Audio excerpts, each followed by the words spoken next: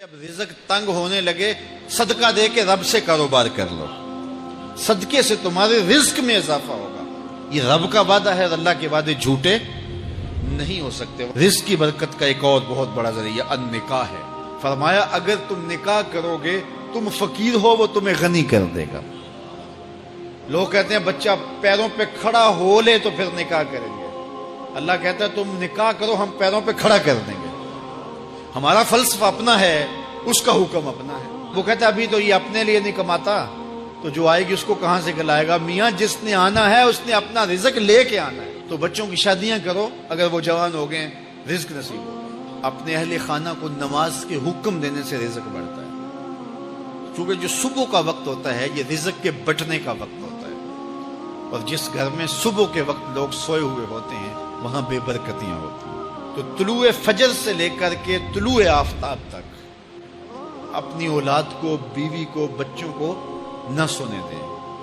اس وقت رزق بٹنے کے لمحے ہوتے ہیں۔ کثیر دعائیں مانگیں، تلاوت کلام مجید پڑھیں، اور نماز فجر مرد حضرات مسجدوں میں جا کے باجماعت ادا کریں، اور گھروں میں جو ہے وہ بیٹیاں بہنیں مصلے بچھا لیں، تو اللہ کی رحمتوں کا نزول ہوگا۔ اب ایک حدیث میں رزق کے اضافے کا ایک اور نسخہ ارشاد کیا گیا۔ میرے حضور نے فرمایا جو شخص یہ چاہتا ہے کہ اس کے رزق میں برکتیں ہوں اور اس کی عمر میں اضافہ ہو، تو وہ اپنے رشتہ داروں کے ساتھ سلوک اچھا کرے۔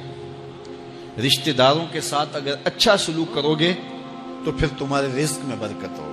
غریب ہیں تو ان کی مدد کرو، ان کی بیٹیوں کی شادیاں اپنے ذمے لے لو اگر اللہ نے آپ کو وسعت دی ہے، ان کی پریشانیاں بانٹ لو، ان کا قرضہ ہے تو اتارنے کی کوشش کرو، ان کو مشکلات سے نکالنے کی کوشش کرو۔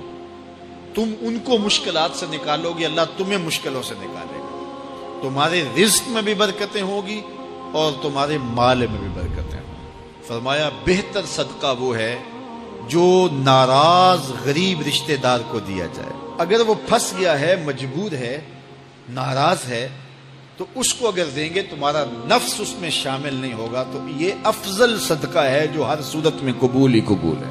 رزق کے اضافے کا ایک اور سبب الاحسان الی الضعفاء، جو کمزور لوگ ہیں ان کے ساتھ اس نے سلوک کرنا۔ الانفاق علی طلبۃ العلم، طالب علموں پہ خرچ کرنا، یہ بھی رزق میں اضافے کا سبب اور ذریعہ ہے۔ وہ حضرت بابا فرید نے کہا نا، چھٹا رکن دین کا روٹی ہے۔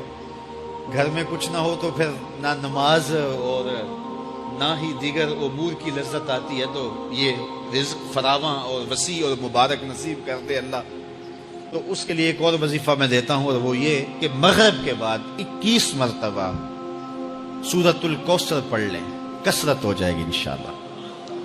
اول خدوشی پڑھ لیں، 5-7 منٹ لگتے ہوں گے، تو سورہ کوثر 21 مرتبہ روزانہ مغرب کی نماز کے بعد پڑھیں۔ اور اگر بہت زیادہ مسائل ہیں تو ہر نماز کے بعد پڑھ لیں، تو انشاءاللہ آپ دیکھیں گے کہ گھر میں برکتیں اترتی محسوس ہوں گی، انوار کا نزول ہوتے محسوس کریں گے۔ تو یہ وہ رزق کے اسباب ہیں، اگر ہم اختیار کر لیں تو ہم اللہ کی خاص رحمتوں کے حقدار ہوں۔